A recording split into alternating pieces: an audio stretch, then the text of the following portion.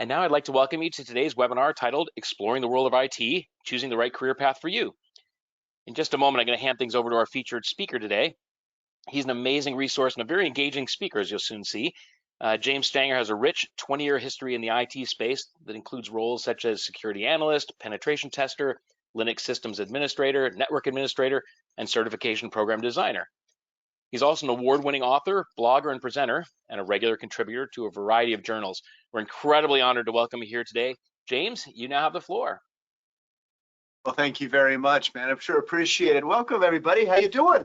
Greetings from Olympia, Washington. I'm curious where you're all joining in from. Boy, I'm used to, the other day, was it yesterday? I was talking to folks from Jamaica, some from South Africa, so it's very good to be here. Welcome.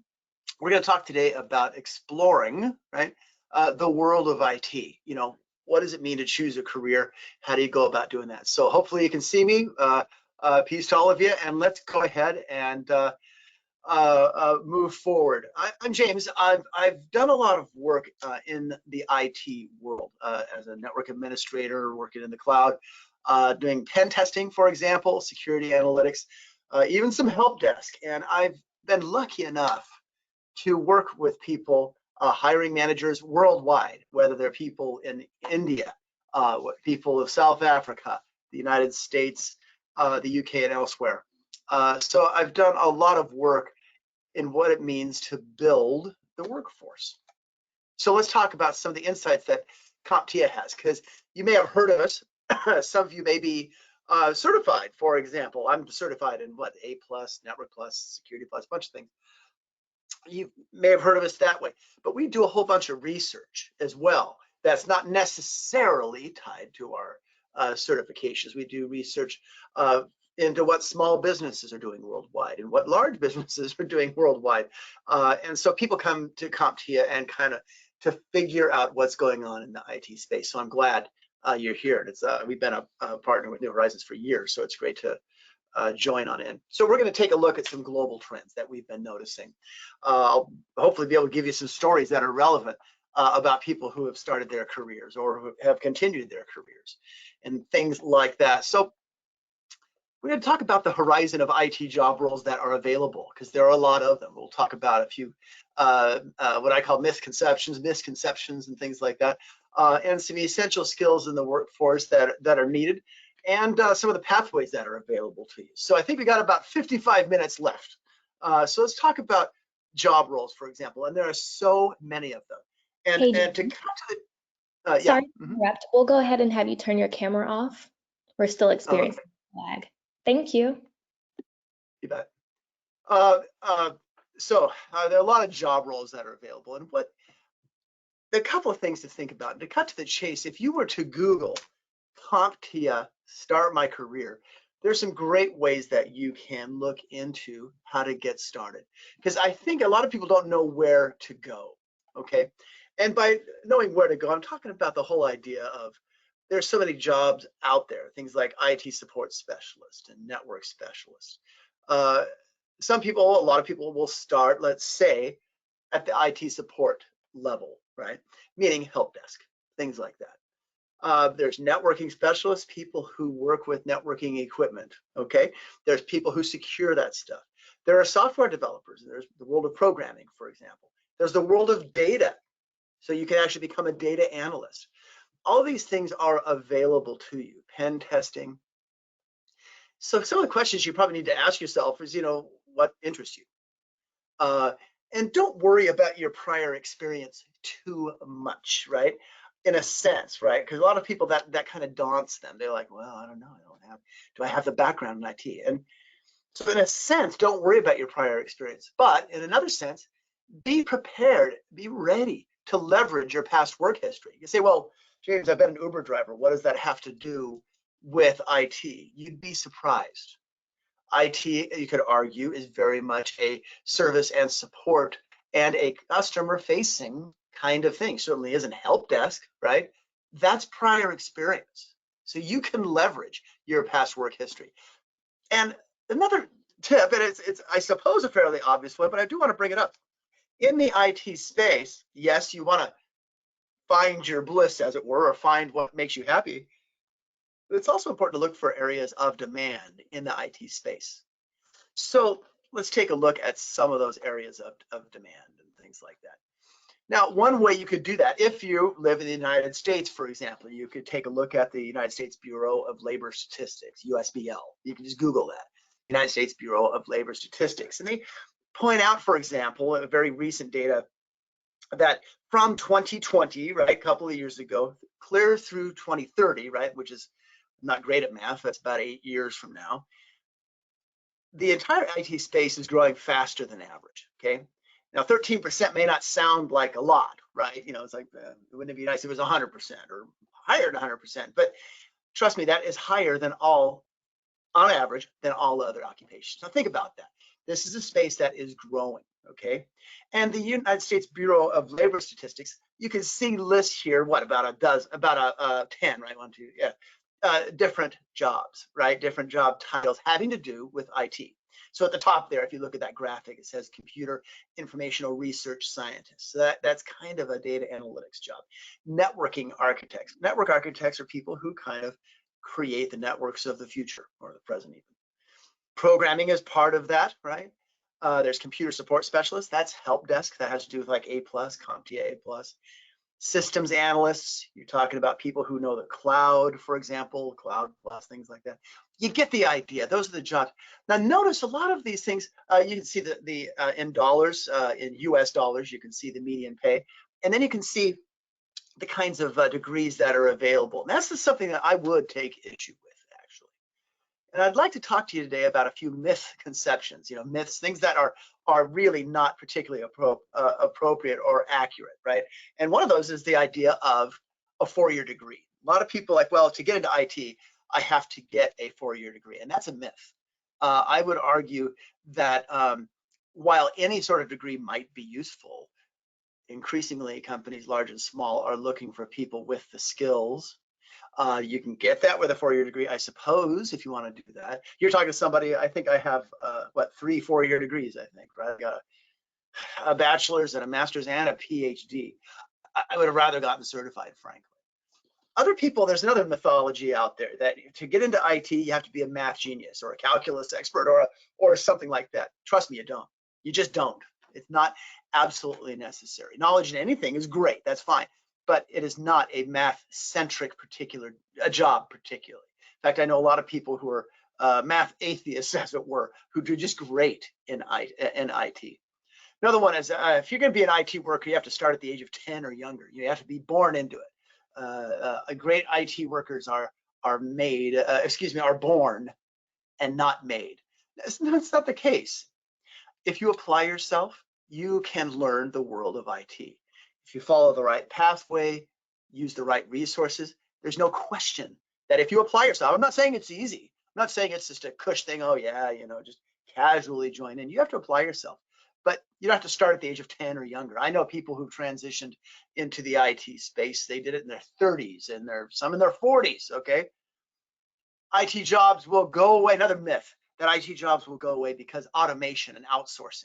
Outsourcing simply meaning that, well, we're not going to offer IT jobs in X country, whatever country that is, and we're going to ship them all over to another country or something like that. Or that automation from web scripts to artificial intelligence eventually will get rid of IT jobs. It's not the case at all. It's just not the case.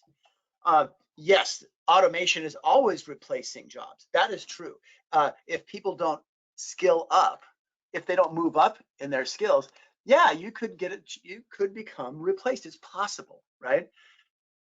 But if you continue upskilling yourself, it's not the case. I think there's another mythology out there that all IT jobs are somehow always programming jobs. That, okay, I don't know if I could be a programmer. Well, if you don't think you could be a programmer, that's fine, because there are so many other jobs out there. And I'll talk to you about the horizon of jobs that are, well, I've already talked to you about those. Most of those are not programming jobs. If you want to be a developer, groovy, fine, great. If you don't want to be a developer, you can go into being a cloud engineer or cloud architect, even a server administrator still. You can become a security person eventually. I think there's a myth out there that well, I have to get a degree out there. Certifications aren't important. Trust me, they have become important. They're not becoming important. They're extremely important. They show that you have the savvy to be hands-on in technology. I think this is something that I've found in experienced IT workers, people who are have been in IT for 20 years. I find this in people who have just joined IT, the world of IT. They find that, well, I've got to research it myself. I've got to learn it myself because there's no career pathway that's public and well-defined. I would beg to differ. Stay tuned. You'll see the CompTIA career pathway. Okay.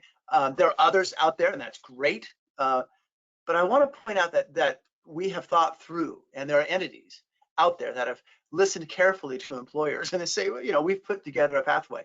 But you want to get that pathway from people who are truly engaged with the industry, not people who think they're engaged with the industry. And finally, I think there's that, I've kind of touched on this. A lot of people are like, well, if I go into IT, I'm gonna have to kind of do a phoenix, you know, to rebirth myself technologically.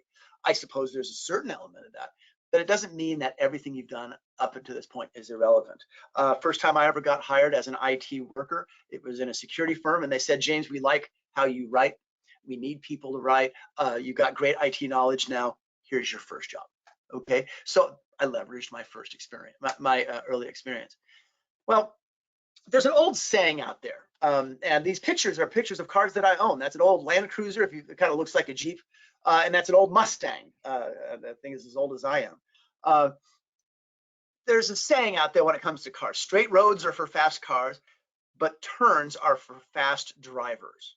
Okay, so straight roads are for fast cars, turns are for fast drivers. What does that have to do with anything? Well, think of it this way. Technology is out there, and it can do a lot of groovy things, a lot of great things, okay?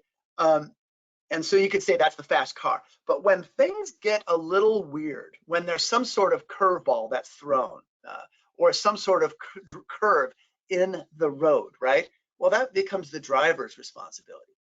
She has to, or he has to, respond appropriately.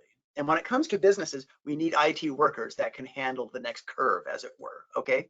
That can handle the next unusual thing.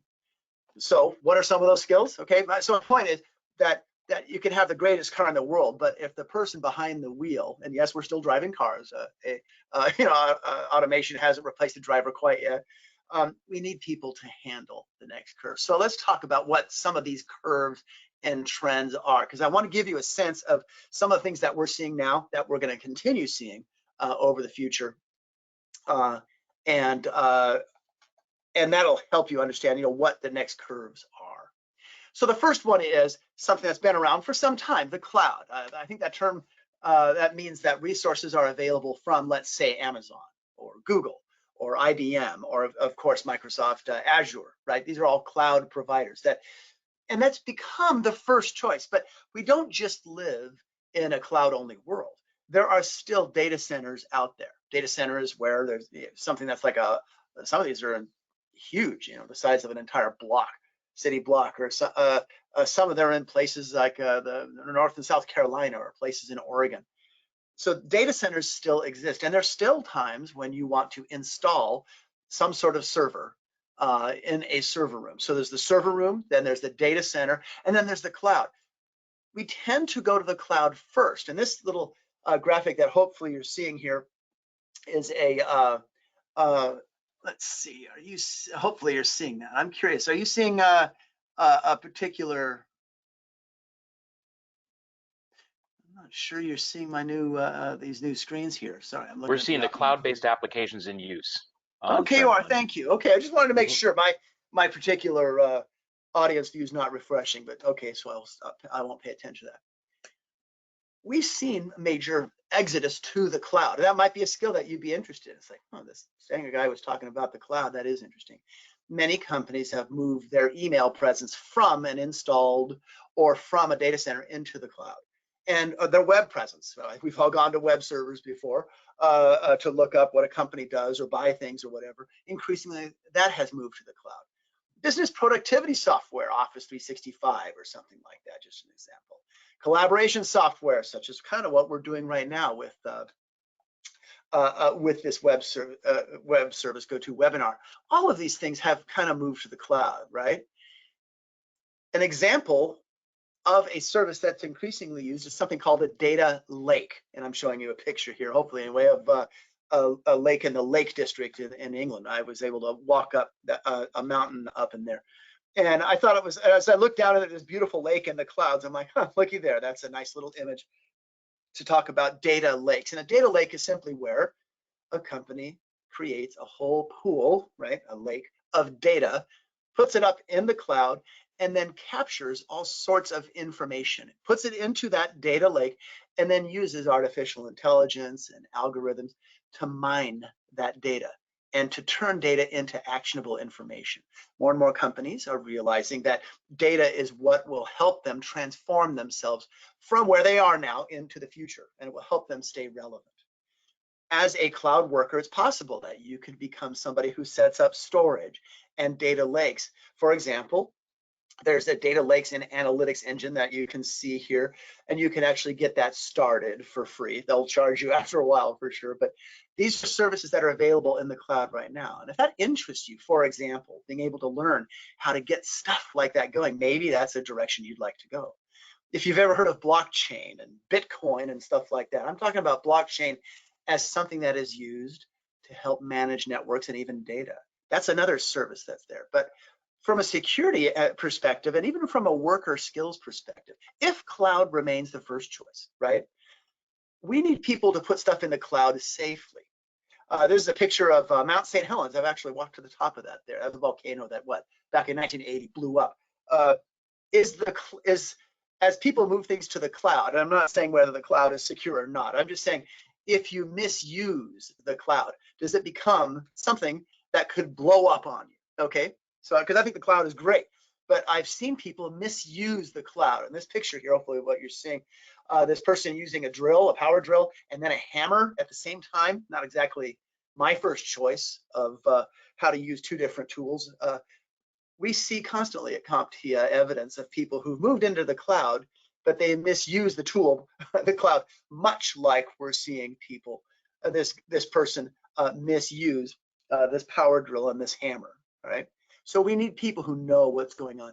Part of moving to the cloud, another trend that I want to talk about here, is it's called the democratization of technology. What a term, huh? It means that technology has become more easily available to companies, to people in various divisions of a company. So it's available to marketers, or it's available to sales folks, or to anybody.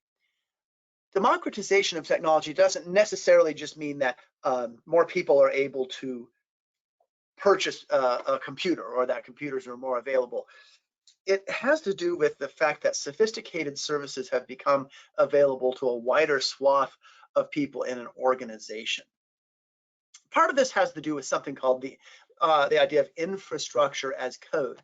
Because back in the day, if you wanted to get an email server going or a web server going, you had to go, well, where are we going to put that server? Well, we have a room. We'll turn that room into a server room. We'll make sure it's properly cooled, usually properly cooled, because servers make great little space heaters. They generate a lot of heat. So how do you manage all that and get a network bandwidth into the room, all that? Well, nowadays, with the cloud, you don't have to worry about that as much. But you also can do something called infrastructure as code, which simply means this: instead of walking up to a server and saying, okay, I'm going to configure that server to act as a web server, you can actually use a few lines of code and launch your own server from the cloud, from Amazon Web Services or from Azure. We're seeing a lot of hyper automation, where with a simple set of commands, you can automatically, I'll often use the term automagically, start up entire series, hundreds of web servers. Might cost you a fortune, but you can do that very quickly. So democratization of technology is a pretty cool thing, because it allows that practitioner or practitioners to plan, set up a code repository, or set up what you want things to look like, and then launch all sorts of resources from whatever cloud provider you want to provide really cool business services, whether it be artificial intelligence or a web server that is artificial and that is AI enabled to help support your partner or your customers. That can lead to problems, because after a while, the IT function, right? The ability for the IT worker to do something can shift to departments. And this is called shadow or stealth IT. In other words, instead of the IT department doing things, the research and development department or the marketing department or the sales department or some other department, finance, for example, they start sourcing their own solutions. Now, this can have real problems because then you can, I would argue anyway, introduce chaos. And that, well, if you have all these people who are doing IT and not the IT department, who knows what's going on strategically? Who can help determine the best solutions if everybody is going their own way? So it can have budgeting implications. It can have security implications, because if the research and department people or the sales people, for example, are in charge of their own security, do they really have time to secure stuff? Okay, so that becomes a bit of a problem, and we need people who can manage that issue from a security perspective.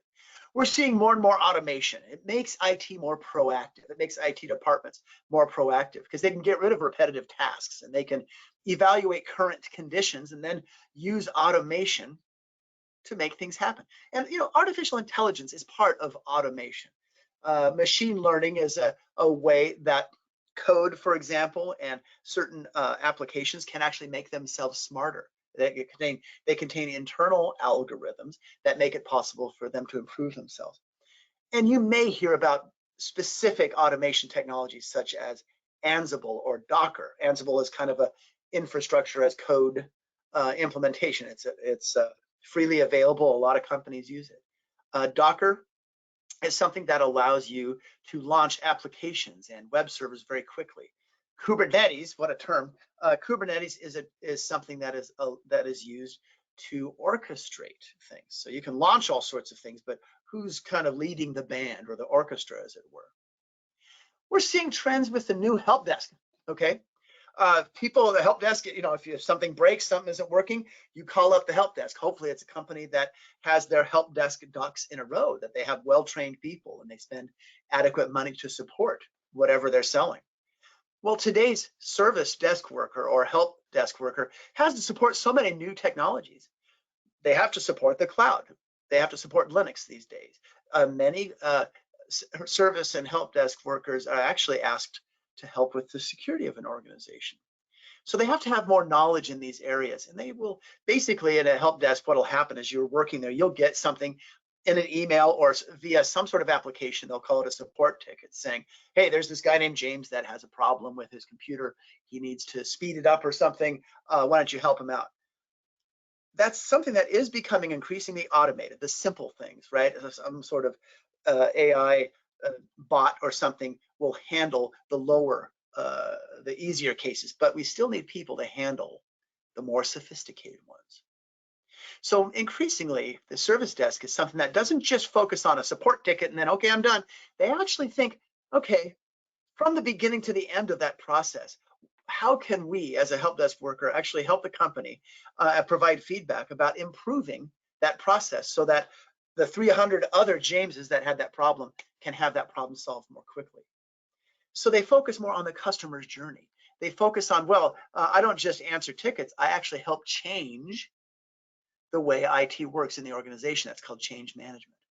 You work with partners, you help with all sorts of issues. And increasingly the service desk and help desk worker, they're worrying about the overall morale and life quality of these workers, not just help desk workers, but also IT workers. Another trend we're seeing is security as information delivery, not just security as, oh yeah, it's a person who does antivirus or firewall or things like intrusion detection, applications that go out and try to find the hackers.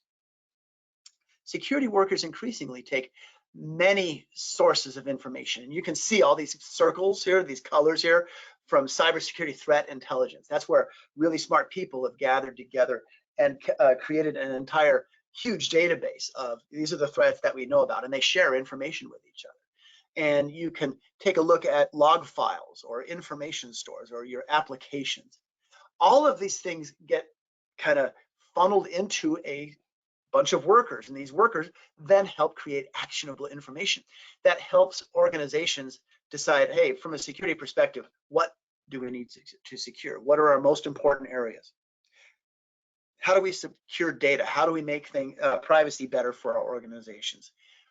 So security is a technical function, sure, but it's also increasingly a very human-centric function.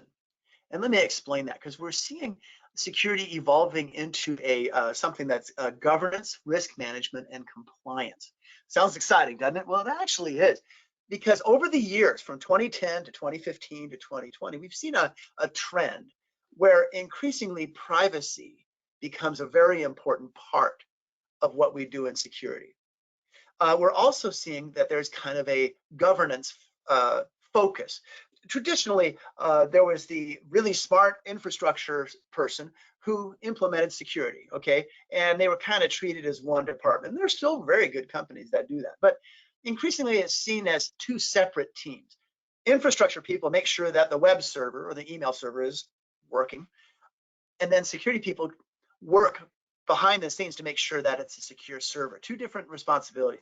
Well, there's a third responsibility because of so many bad hacks that have been happening, that we need somebody to kind of manage it from a business perspective. And there are so many more laws now having to do from the healthcare world, from the privacy world. If you do business with Europe, you have to worry about something called GDPR.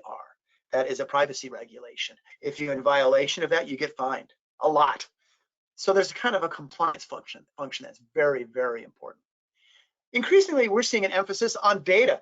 This is a picture. I bought something. I was in Japan a few years ago, about what, two and a half years ago, and I noticed that as these workers were giving me my lunch, I noticed that the cash register, you call it a cash register, but that point of sale thing there was created by a company that was not known as an IT company at the time. It was really more known as a data company.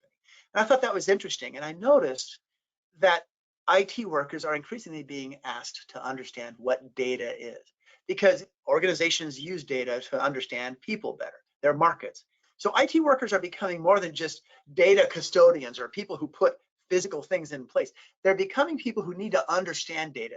They need to become data curators. And I was lucky enough later in that day to talk to a bunch of students who were IT students. These are students in Japan who were being taught that data, that's the instructor behind in that picture, if you see it, that were being taught that, yes, you need to understand how servers and the cloud work, but you also have to understand how data works. And I've had similar conversations. This is a gentleman from IBM, for example. This is another series of workers having to do with security who have worked in the data side of things. Just want to point out it's a major trend that we're seeing. There's yet another group. Because when it comes to data, they need visualized data, and they need to understand how markets, how employees are functioning, how company culture even is going. I was talking fairly recently to a person at the human resources department for Cisco. He crunches data every day about how employees are engaging with the company and how they can improve things for them, for employees. Data will lead you to unexpected but useful applications. So it's a branch of data science. And increasingly, IT workers are being asked to understand what it means to be a data analyst, as it were, or at least elements of it. We've had people who have done web analytics, social media analytics, market analytics, and we even have security analysts who go in and they listen very carefully to how hackers are working and how hackers are getting into an organization. And they look for indicators of compromise to see what can be wrong, what's going wrong, and then how to fix it. It's all about looking for important and unique information, to look for trends, and anything that can help an organization or a part of an organization improve itself, whether that be security, whether that be the marketing function, or even from an HR perspective, the employee experience. I even like to see data as kind of an overall container of understanding. When you hear, I think we all hear all the time, things about IoT and AI and machine learning, you know, just all these acronyms. Well, if you use the data as an overall way to understand all of those things, that might be a useful way to figure out, well, you know, data is very important. You know, people will say it's the new oil, right, or the new gold that people are using. You know, back in the day, people would mine gold, right, or people would drill for oil. Well, nowadays people are drilling for information. but it still is a very important information technology perspective. And I just wanted to show you something. This is something that I have. It's a, that there is a I think that was used in the late 19th century, all the way through probably to the 1940s and 1950s. That was a device there that was used to capture voice. You're looking at a wax cylinder, and that silver thing over the wax cylinder actually has a needle on it, and that actually cuts grooves into the wax cylinder, and then that wax cylinder will record your voice. That is a voice capture or an information capturing tool. Think about that. Think about how things have changed. I know of a couple of people who are still alive who remember when those things had just faded out from the from the world of work. My point is that the IT function, whatever technology, something as ancient as this, or something as new as some sort of AI-enabled voice capture function, is something that increasingly will be very important for you. Well, let's start talking. Let's move from trends now and talk about specific job roles that are available to you. That's a picture of a sunset I was able to take from my front yard, actually. That was just gorgeous. So what is on the horizon for you? Okay, and first of all, let's talk about the pillars of IT. I would argue there are 5 of them. You can see 4 right here. Infrastructure, I've mentioned cloud, for example. I mentioned artificial intelligence. From infrastructure, I also mentioned things like servers and things like that. That's what infrastructure is. It has to do with using various resources that we call IT, okay? Well, development means creating code. That's another important pillar, okay? We have a lot of people who are creating code out there, creating applications, doing development. Another pillar is the idea of security, and I've talked about that. I've also talked about another pillar of data. So if you want to learn more about these 4 pillars and how we organize that at CompTIA and how we use that as a way to help people understand how the world of IT works, there's a URL there you can click on it, and these slides are available to you. Well, I'm happy to make these slides available to you. Well, there's a 5th pillar though, and that's people. Okay, so because I think it's really important that we don't lose track of the people that we still need and will always need in IT. In fact, we have serious skills gaps and hiring gaps. We have a lot of gaps, diversity gaps and things. But I just wanted to point out that as you understand some area of the pillars of IT, whether if you like the idea, hey, I want to be a cloud worker, or I want to do a server administration, or I want to become a networking professional. Maybe you want to be a programmer. Maybe you want to do security or get into data. I want to show you kind of some of the options that are available to you, because there are a lot of people who are pretty happy being IT workers. We did a recent survey. 3/4 of the people were very satisfied with what they did. They did worry about the lack of career growth opportunities, and they were worried about what steps they would take. Most weren't particularly stressed out, but I want to focus on those 2 top things, because at CompTIA we have identified a pathway, a series of pathways that you can take, because we want to address kind of this chronic problem of IT workers not knowing where to go next. But we did want to point out that we asked IT workers, hey, what are some of the job roles that are important to you, where you would like to go next? And there were 3 big ones that were at the top. First, a lot of people want to get into security, and there's so many different elements and facets of security. There's pen testers who generate the attacks, right, to simulate what hackers are doing. There are security analysts who listen for those attacks and then improve the security of their organization so they can listen better. There's security engineers who actually implement various software and hardware solutions, okay? There's network engineers, people who, and network admins, I'll kind of lump them together. The idea of people who actually get networking devices up and running. And then IT support, tech support, okay? I would argue that these people, instead of focusing on, hey, I want to be a security person or a network person, I would say, well, what business am I in, or what business do I want to be in, and what do they need? I would say, because that would help, that would give me data to put me in demand as a worker. I think you should focus on what a company wants. Well, what do companies want? One of the first things they want are people who do understand how the cloud works. Are you somebody who one day, if somebody says, hey, James, I want you to create a specific business solution that makes it possible to capture input from our customers or to serve a product to our customers. Can you do that? Well, yeah, I can use the cloud, for example, and I can put together a business solution. Or I can work with developers or some sort of department and connect resources to each other so that I can capture data. Or I can use the cloud and server rooms or data centers and get them to work together, whether it be using blockchain or whatever really cool solution. The next thing we need is workers who can do what I call next level working, who can handle the volume, the velocity, and the variability of all the data that's being generated from our watches or from all of the different cloud services that are out there. And can they create a resilient network? So can they learn about things like software-defined networking, what a term, or 5G? I'm not going to go into details about those things, but we need people who know that level of networking, because what we need are people who can take information from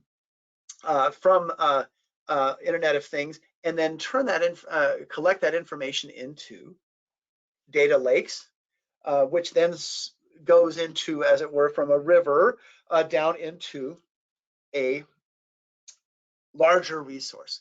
And we need people who can then capture that data and crunch it and do all sorts of cool things with it.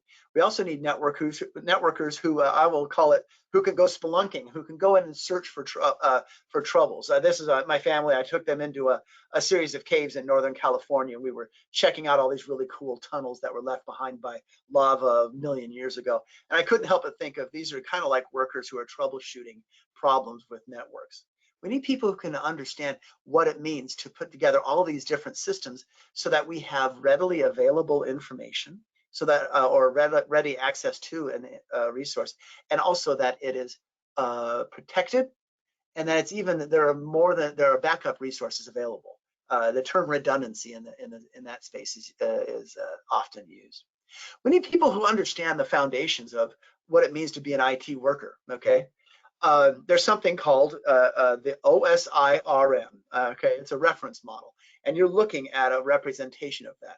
If somebody picks up a mobile phone and uses a web browser on that mobile phone, or sends or uses a camera and sends a picture to their friend, right, or up to a cloud resource for a backup, how does all that work? You have so many vendors out there, right? People on their iPhones or their Androids. There's so many cloud resources. How do all those things work together, even though they're all made by hundreds, thousands of different vendors? Well, that's the kind of thing that you'll start learning about. And the OSIRM is a 7-layer model that basically, from a foundational perspective, helps you understand how all these systems communicate well. That's one of the first things you'll learn about. And then that you will build on that knowledge. Another foundational element, skill that's really important, Linux. Okay, Linux been around a long time. Its cousin or its father, I suppose, Unix, has been around even longer. But Linux is a foundational service that is used in the cloud. It's used in supercomputing. Cybersecurity workers who do pen testing audits use Linux all the time to generate those attacks. Security auditors use Linux to listen for those attacks. Server administration, I think, what was it? It was a revelation, I think, years ago to Microsoft and to others that when Microsoft got into being a cloud service provider, Linux systems were by far the most requested system that were used, because it's used in so many different things, from blockchain to embedded technology. If you use an Android phone, you're using a version of Linux. It's just been prettified up, okay? So it's a very important thing to learn from a technical support perspective. This is a picture of somebody. One time I was doing some technical support, helping somebody do multi-factor authentication, and I was using a Linux system to help do that. These days, there's something called the Windows subsystem for Linux that a lot of developers and programmers use. Help desk workers need to know how to support programmers with that particular tool. For example, this here is something called Nmap, a very simple Nmap scan. This is something that has to do with security. Somebody, in this case, is scanning a system to identify what open ports are available on this system. You could argue this is somebody who's beginning the discovery process in the hacker life cycle, and they're kind of trying to identify, well, what ports are open. In this case, secure shell and a web server is there, and a couple others. and they're discovering the operating system here. It happens to be a Linux system. This person might be getting ready to attack that system or getting ready to protect it. Increasingly, we need people who know what security monitoring is. We've all heard about various attacks, ransomware attacks, for example, or supply chain attacks. There's no one solution that will make all of these attacks go away. But one of the major solutions that we're seeing in the industry is the idea of security monitoring. We need people who can look for threat actors. This is a picture that I took fairly recently, about 3 years ago. I was in the Grand Teton National Park, and right in the middle there, you'll see what could be considered a threat actor to a hiker. I was with my family, and that threat actor was a grizzly bear. So you can see it in the middle of the picture, kind of to the left of that dead tree that's standing up, right? That was a bear, and I think it was a she. She was eating the bugs, scraping the bark off the tree and eating the bugs. What does that have to do with anything? Well, you could argue that these trees that were fallen and dead trees, right, had lots of bugs in them. Well, bears will eat all sorts of things, including bugs out of a tree. What does that have to do with anything? Well, this is basically, you could argue, a threat actor living off the distressed resources of that forest in the same way that a hacker will go in and look for, software bugs from distressed resources in the cloud or wherever. We need people who can monitor for threat actors and make solutions. We need people who can, from a security analytics perspective, employ a bit of data analytics, okay, and look for security trends, to look for unique information, and then help people identify what steps next to take, who can provide the next big picture and visualize information. You're looking here at a specific little log file, okay? It's a log file from Spamhaus. That is basically information about a spam service that will filter traffic, bad email traffic. Well, that's a really ugly log file, okay? Well, you can actually make that much prettier to show long-term trends. That's a type of skill that security workers are increasingly being asked to possess. And there are organizations, whether it be CompTIA or New Horizons, that can make that happen for you if you're interested. And I've already mentioned what security auditing is in a sense. I've mentioned pen testing. But there's a larger concept of security auditing. So there are pen testers that look for a specific weakness on a system. Or there's a red teamer who kind of is pen testing on steroids, where they follow an entire kill chain or an entire attack model to discover problems in a system. There are vulnerability analysts that use scanning tools and things like that. We also need people to understand how to secure the cloud, how to take a look at applications and application programming interfaces. So often there are organizations that will get storage going, and they'll have terabytes, exabytes, petabytes of information that they're storing up in the cloud or somewhere, but then they don't take the steps to secure it. That happens quite often, and hackers find a way to use ransomware to take that information captive or to alter that data. They use not ransomware, but other tools to alter that data. So we need people who understand how to secure application programming interfaces, how to secure applications, because that's where the data is living, and hackers go after the most important resources, which in many cases is the data. So we need people to understand, well, as we implement various kinds of applications, and as we interface data from one resource to the next, what kinds of problems can happen? How can things get misconfigured?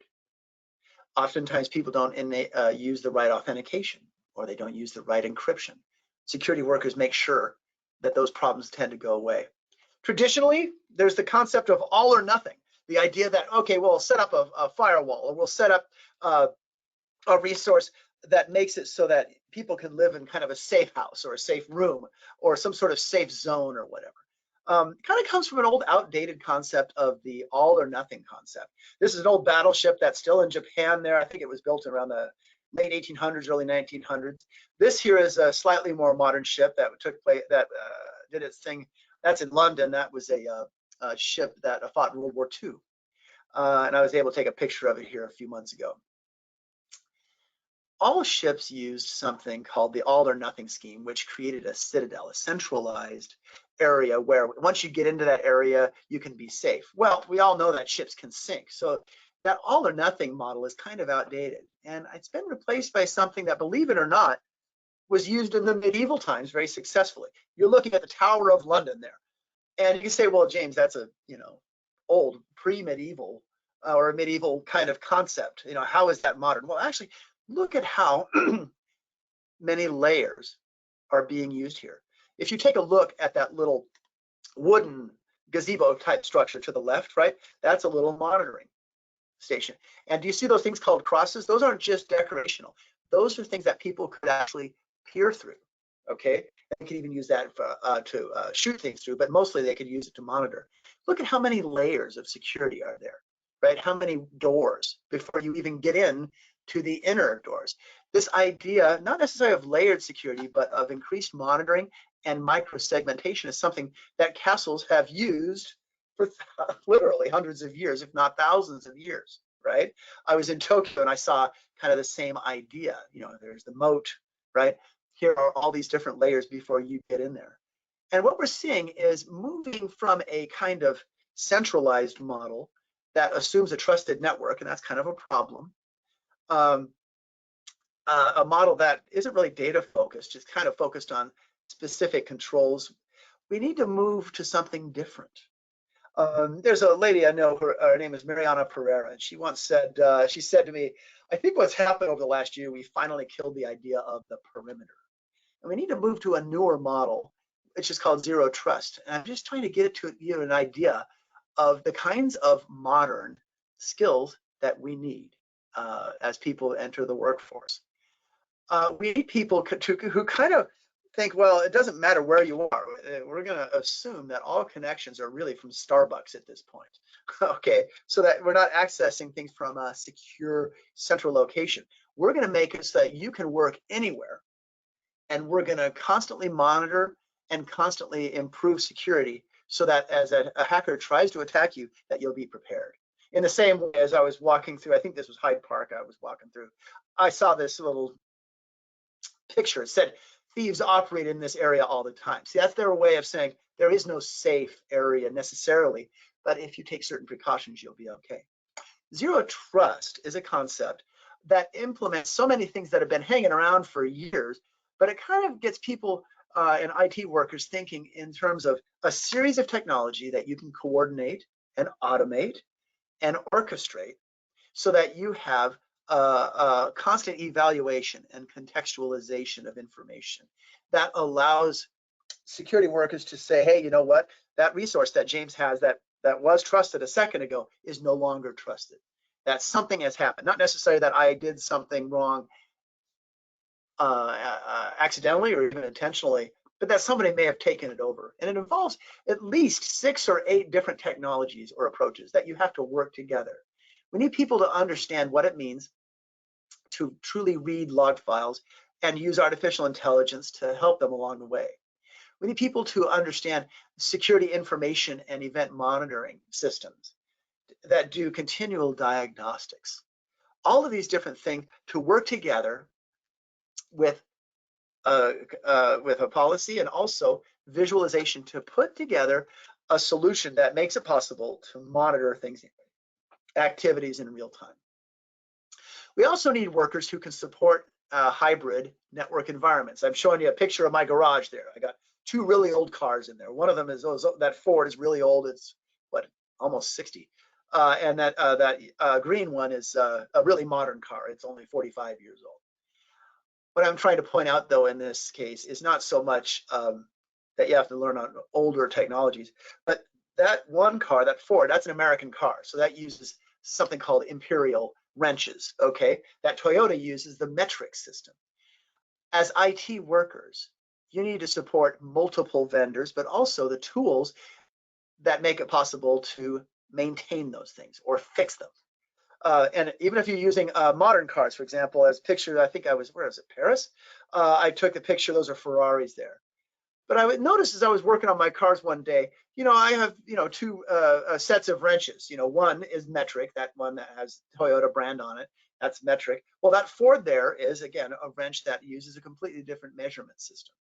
What we need are workers that can use the right tool for the right job, that know when to choose effectively the right wrench, as it were, or the right application, right, to secure things or to create a network, get a network going, or to create a cloud service. Because I really don't care what vendor you use. I care more, do you know the best tool to then provide to your business so that that business can stay in business, that it can evolve? Because it used to be, oh yeah, there's a trend happening in 3 to 5 years or maybe 10 years, X will happen. Well, nowadays things have compressed to where it's not, you don't have 3 to 5 years or 10 years to think about things. You've got a matter of months at this point. So things move very quickly, and we need people to use the right tools to move things forward. Well, from the skills gap and skills pathways perspective, how can you go ahead and get started? What are the next steps on up the pathway? Well, tell a real quick story. This is a pathway that I took up a mountain called Helvellyn. And I just want to point out, I think a lot of people is like, well, this seems like a tough thing to learn. Trust me, it can seem scary, okay? It was scary as I moved from the world of kind of being a professor, as it were, into the IT space. And it seemed really scary at times. But I had a really good pathway. I had a good map. I knew exactly what things were going to look like. Well, it's kind of like that. And I noticed when I was doing research of this mountain, let me go back for a second. You're looking at a mountain called Helvellyn. And that is a mountain that has this thing called striding edge, where there's on one side, I think a couple 100-foot fall on one side, and on the other, it's more like 300 or 400 feet.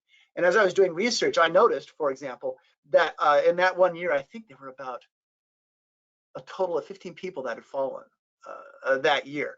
I'm making an analogy because I think a lot of people worry, hey, if I get into the world of IT, it's just as scary as going up that crazy mountain.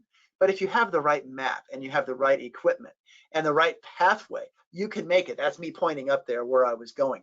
And I was following a bunch of people who were going up this striding edge, kind of a scary place. And it was up into the, we were up in the clouds, we were up in the fog, and it was a little weird. And that's us going up there. And that pathway was very narrow. It was only, after a while, it was only about 1.5 feet each way, 1.5 feet wide. And if you made a mistake, it was quite a fall. It would not be good. Some people turned around, they went back, they weren't prepared, right? They weren't prepared to go down that pathway.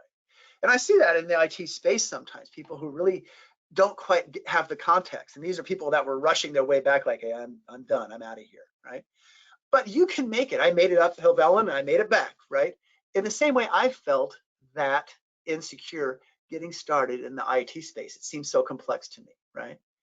But if you do a few things, you get your foundations right. If you focus on hands-on training, if you focus on practical assessments of your learning, right? You can become a lifelong learner in IT. I made that transition. I welcome you to do the same thing.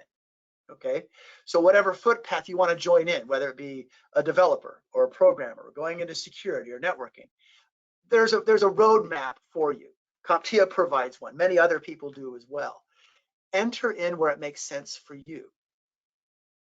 And just like as you're reading a map, just identify where on the pathway it's time to join in. And if you have to kind of backtrack a little bit and go, well, I wasn't quite ready for that, maybe. And it might be someone who is just getting started. You can start with IT fundamentals. If you know somebody, if you're somebody who's been at the help desk space for a while, then A+ is a great way to validate that knowledge. If you want to learn more about how endpoints work together, A+ is great for that. Endpoints meaning servers, IoT devices, mobile phones, computers. If you want to know how they all communicate with each other, that's Network+. You get the idea. To secure things, Security+. There's so many ways that you can learn about the world of IT. There's Cloud+ for the cloud. There's Linux+. I think you get the idea. There's so many opportunities for you from a data perspective, from a project management perspective, much less security. If you want to learn more about researching your career, we have some resources for you at CompTIA. First of all, it's freely available. You can Google it, or there's the URL below. We do industry outlooks. We have a tremendous research department at CompTIA. We've been doing these industry outlooks for years now. And the 2022 report was just recently published, and you can learn more about some of the pressures, some of the opportunities when it comes to IT, how you can position your technical skills, you can get your technical skills and then position them to help businesses moving forward. If you want to learn more, if you're in the United States or looking to work for the United States or whatever, there is cyber states where you can look at all of the IT job roles and the workforce. You can check that out. That's cyber states. All the job roles having to do with technology, and get some statistics. And you can even drill down into specific states. So if you live in California or Texas or Florida or New York or wherever, in my case, Washington State, you can drill down in and find out statistics and where jobs are. You can take a look at and find out from diversity data to other things having to do with that. And you can find out exactly what kind of job openings are available.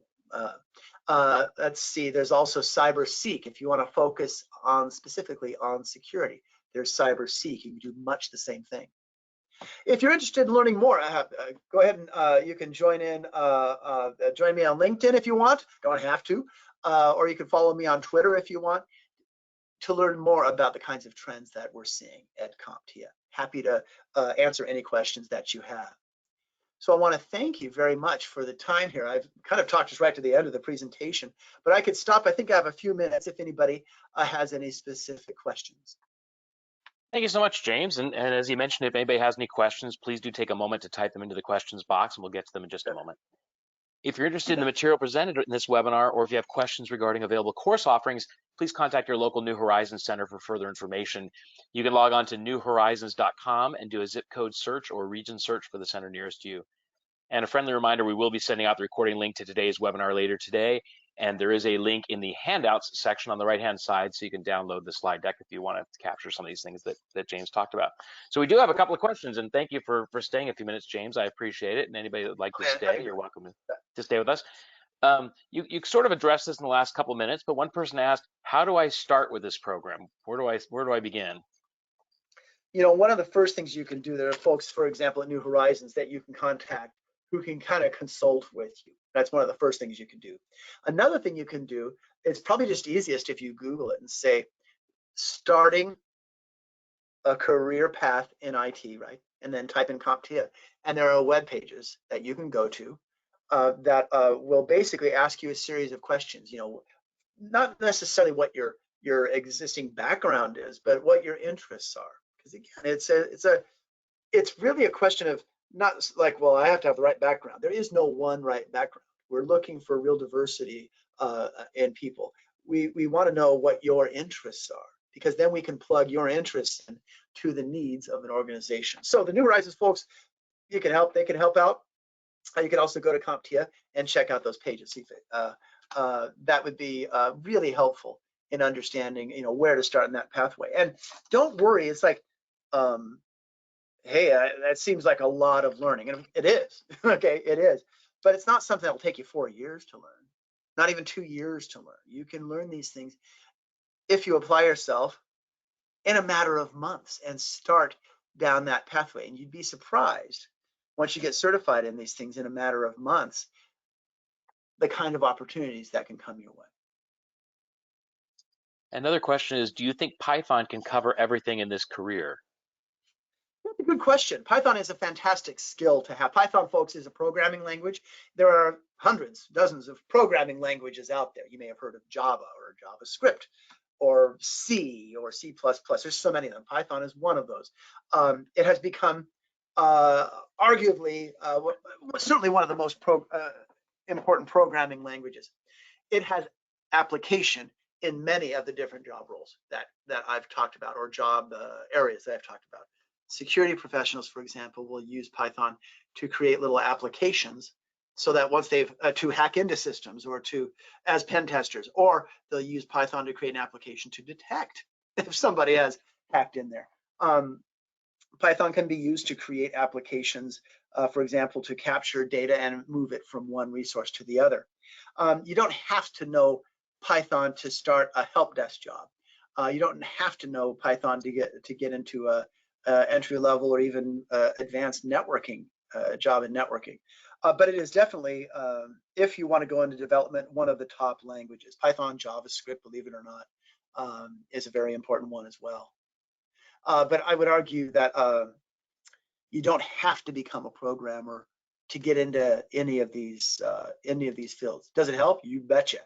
But unless you want to go into development, you don't necessarily have to learn Python first. That'll come to you in time. I have a question here. I'm going to read it just like it says, and then maybe we can interpret it together a little bit. It says, Sure, what job suits for computer science? I think it's what jobs are appropriate for computer science is my guess. Computer science is usually seen as traditionally, hey, if you want to go into any sort of information technology function, you had to get a computer science degree. I don't know, Mike, would you, usually when people use that phrase computer science, implied within it is that 4-year computer science degree, right? Yep. Is that how you would kind of interpret that, Mike? Yes. Yeah.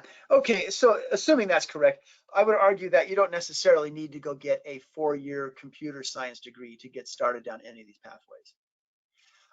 In fact, I think increasingly we're going to see a trend. Instead of people going to get a computer science degree, 4 years and all that debt and all that sort of thing, at least 4 years and all that debt and all that time to hopefully get an IT degree. I think what people are doing is IT job is they will get an entry-level job, which actually can pay pretty well. And then eventually they can get a computer science degree if they want to go in and do serious architecting and serious kind of research-oriented kind of work. So you kind of flip the model. But I think to be relevant, you don't necessarily have to become a computer scientist necessarily. To be relevant and to get into the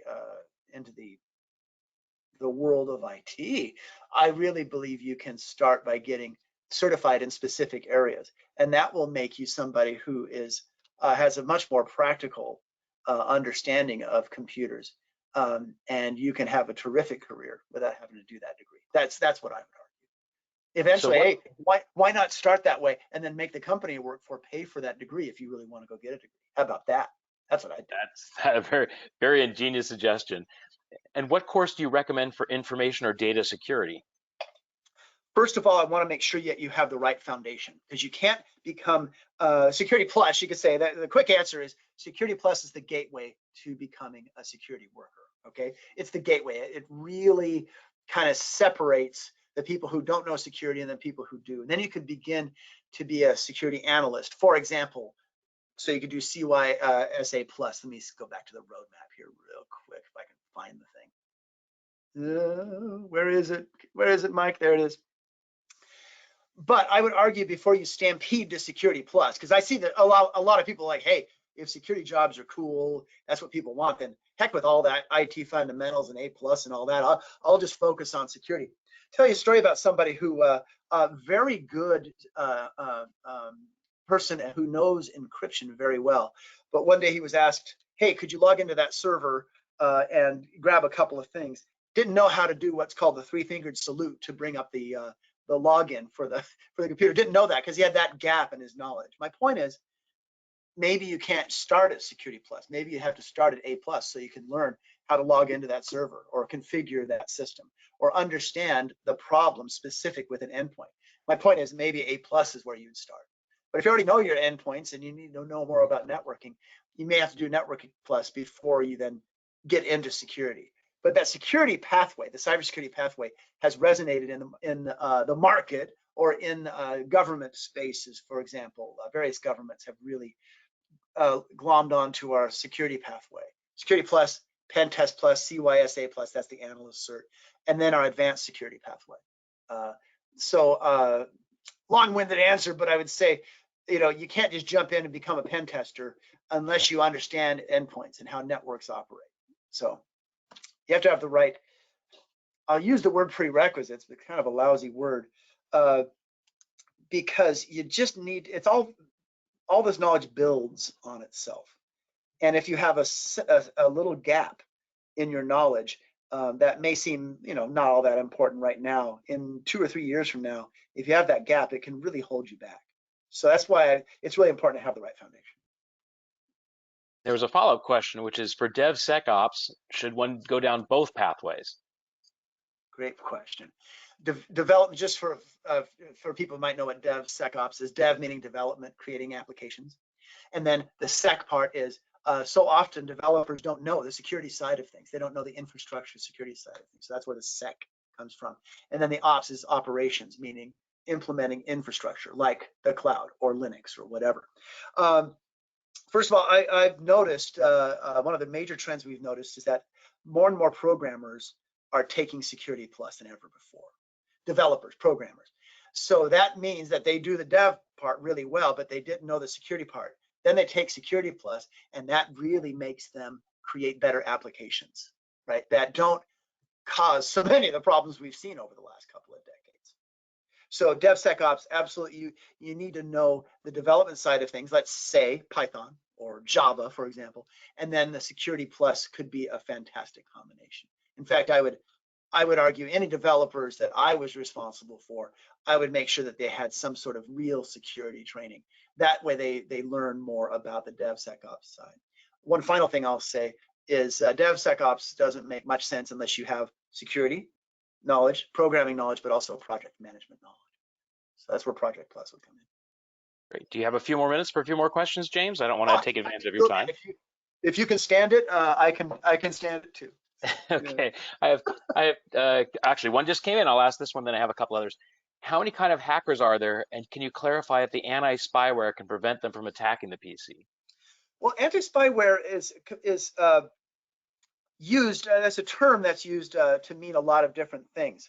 So let me answer the question about the types of hackers, and then I'll answer a question about the different types of, I'll call it controls or technologies that can be used to stop the hackers. Okay, first of all, as far as types of hackers that are out there, there are some that are just script kiddies. That's the term that's used. They get a hold of some software and they think they can use that to break into a system or whatever.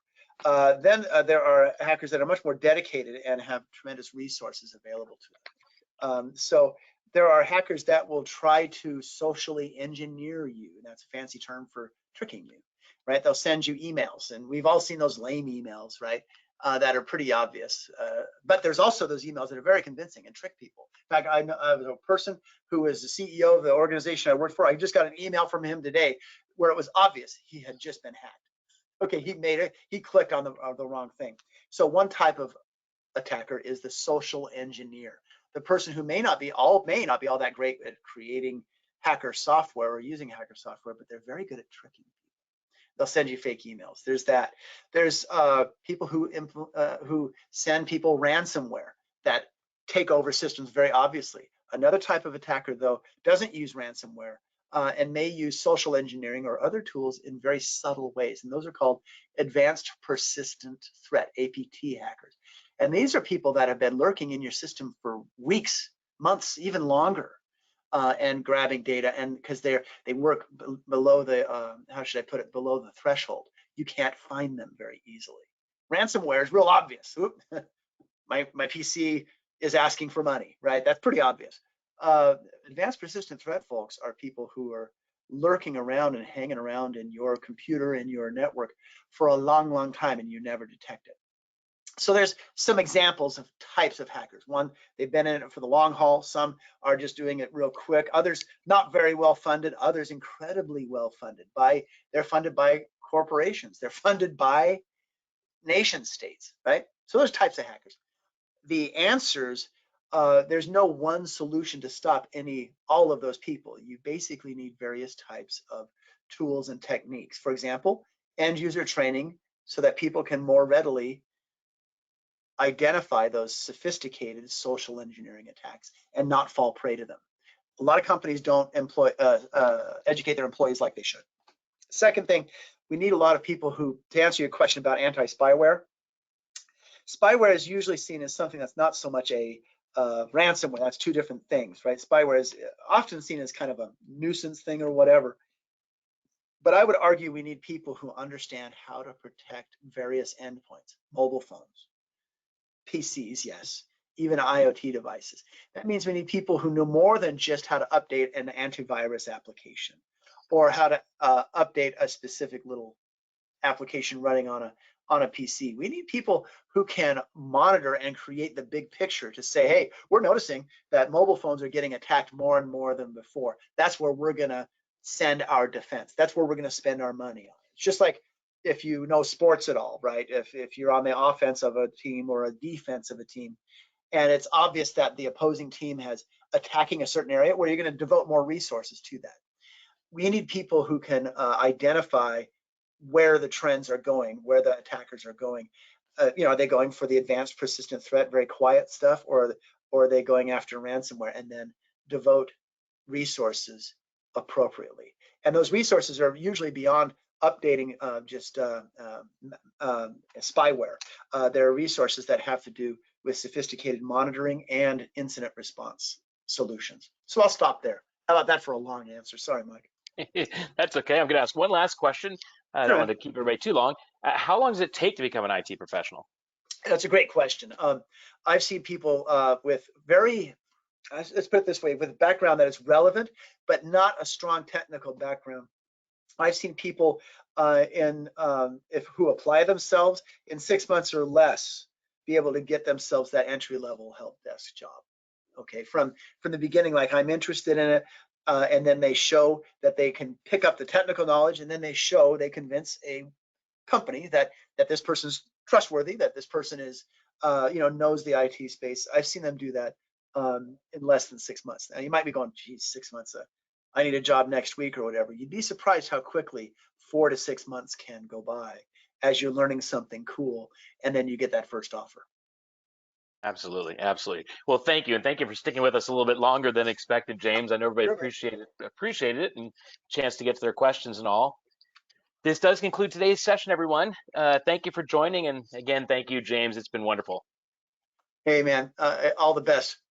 Keep on learning, everybody. Take care.